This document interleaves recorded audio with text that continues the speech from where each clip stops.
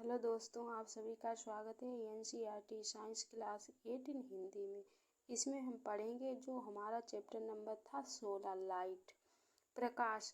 तो उसके बारे में एक वीडियो में हमने कराया था थोड़ा कंटेंट।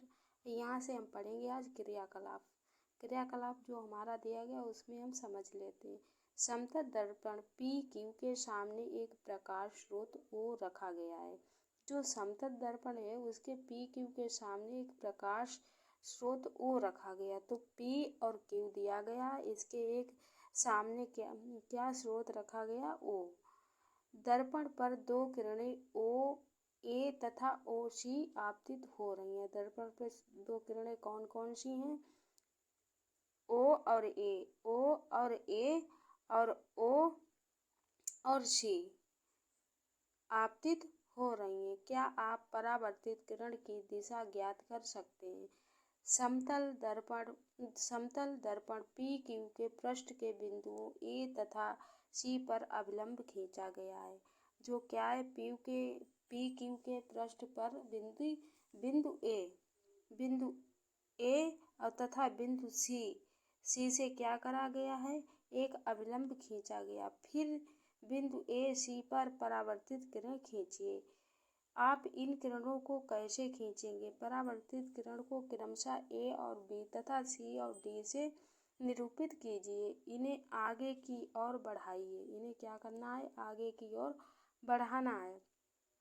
क्या ये मिलती हैं? आप अब इन्हें पीछे की ओर बढ़ाइए। क्या अब ये मिलती हैं? यदि ये मिलती हैं तो इस बिंदु पर आई अंकित कीजिए। क्या परावर्तित किरण ई पर स्थित है? इस चित्र में हम देख लेते हैं कि समतल दर्पण पर प्रतिबिंब का बनना स्थित किसी दर्शक के नेत्र को बिंदु आई से आती प्रतीत होगी, क्योंकि परावर्तित किरणें वास्तव में आई पर नहीं मिलती हैं बल्कि मिलती हुई प्रतीत होती हैं। इसीलिए हम कहते हैं कि बिंदु ओ का आभासी प्रतिबिंब आई पर बनता है। आप कक्षा 7 में पढ़ चुके हैं कि इस प्रकार से प्रतिबिंब को पर्दे पर प्राप्त नहीं किया जा सकता है।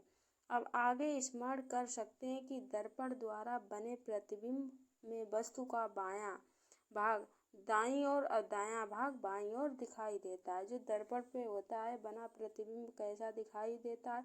बायां भाग पर बना प्रतिबिंब दाएं और दाएं भाग पर बना प्रतिबिंब बाएं भाग पर दिखाई देता है। इस परिघटना को क्या कहते हैं? पार्श्व परिवर्तन कहते हैं। नियमित तथा विसरित परावर्तन। जो नियमित और विसरित परावर्तन है उसके बारे में समझ लेते हैं। इसका एक क्रियाकलाप दिया गया, उसे पहले कर लेते हैं। कल्पना कीजिए कि इसके अनुसार किसी अनियमित पृष्ठ पर समांतर किरणें आपतित होती हैं।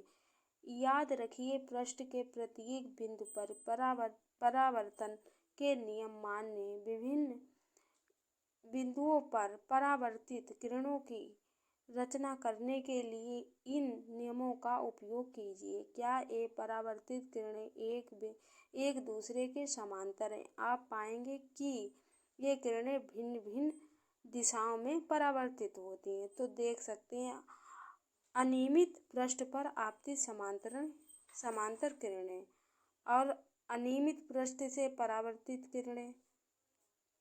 चित्र में देख सकते हैं परावर्तित प्रकाश को पुनः परावर्तित किया जा सकता है। जो परावर्तित प्रकाश है उसे पुनः परावर्तित किया जा सकता है। जब पिछली बार आप किसी केश प्रवर्तक के यहाँ गए थे, उसने आपको एक दर्पण के सामने बैठाया था। बाल काट चुकने के पश्चात उसने आपके पीछे की ओर एक दर्पण रखा था। इस दूसरे दर्पण की सहायता से आप सामने वाले दर्पण में यह देख सकते हैं कि आपके बाल कैसे कटे हैं। क्या आप बता सकते हैं कि आपने सिर के पीछे के बालों को आप कैसे देख पाए थे?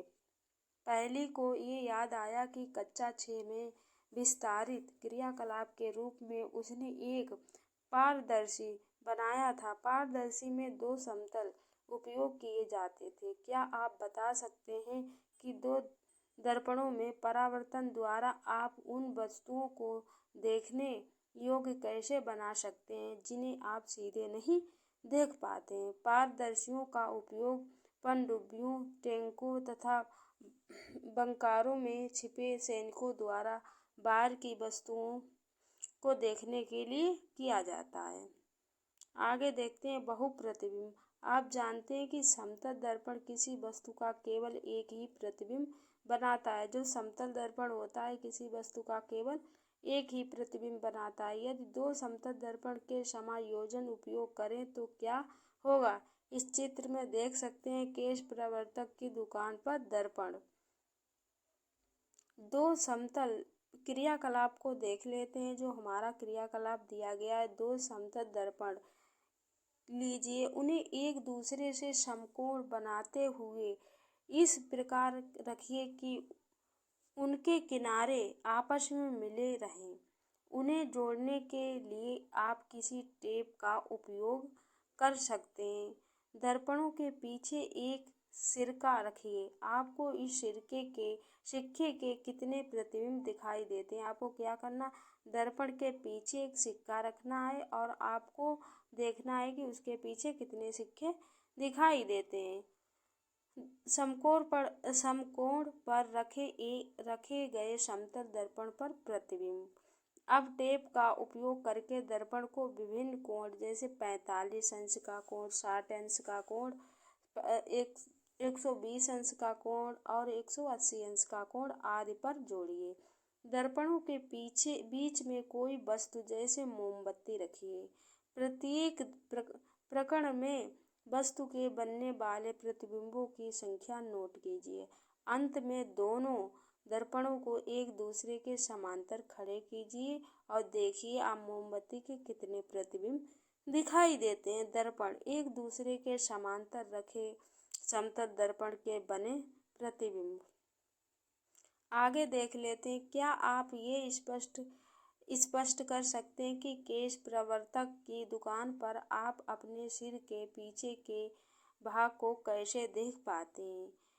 एक दूसरे के किसी कोण पर रखे दर्पणों द्वारा अनेक प्रतिबिंबों के बनने की धारणा का उपयोग बहुमूर्तिदर्शी कैलाइडोस्कोप से भांति भांति के आकर्षक पैटर्न बनाने के लिए किया जाता है। आप स्वयं भी एक कैलाइडोस्कोप बना सकते हैं। क्या है, आप स्वयं भी एक कैलाइडोस्कोप बना सकते हैं।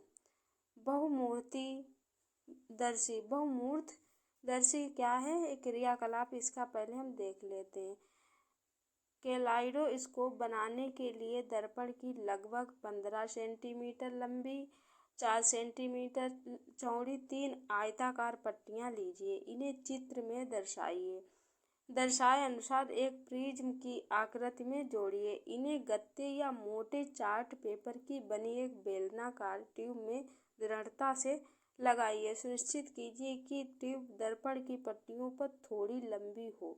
ट्यूब के एक सिरे को गत्ते की और ऐसी डिस्क से बंद कीजिए जिनमें से भीतर का दृश्य देखने के लिए एक छिद्र बना दे। एक ही आपको क्या करना, छिद्र बना देना है जो बहुमूर्तिदर्शी या कैलाइडोस्कोप बनाना है।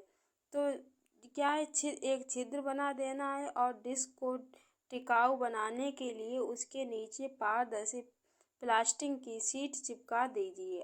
ट्यूब के दूसरे सिरे पर समतल दर्पण की एक वृत्ताकार प्लेट दर्पण को छूते हुए दृढ़तापूर्वक लगाइए। इस प्लेट पर छोटे छोटे रंगीन कांच के कुछ टुकड़े, रंगीन चूड़ियों के टुकड़े रखिए। ट्यूब के इस सिरे को घिसे हुए कागज की प्लेट से बंद कीजिए।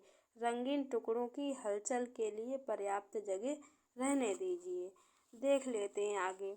आपका कैलाइडोस्कोप तैयार है। जब आप छिद्र से झांकते हैं तो आपको ट्यूब में भांति भांति के पैटर्न दिखाई देते हैं। कैलाइडो की एक रोचक विशेषता ये है कि आप कभी भी एक पैटर्न दोबारा नहीं देख पाएंगे।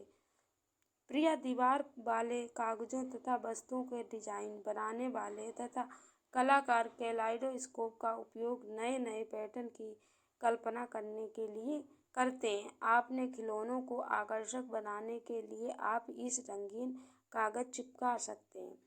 तो नेक्स्ट वीडियो में हम पढ़ेंगे सूर्य का प्रकाश श्वेत एवं रंगीन। तो यहाँ पे हम इतना ही रखते हैं। नेक्स्ट वीडियो में यहाँ पे पढ़ेंगे सूर्य का प्रकाश श्वेत एवं रंगीन।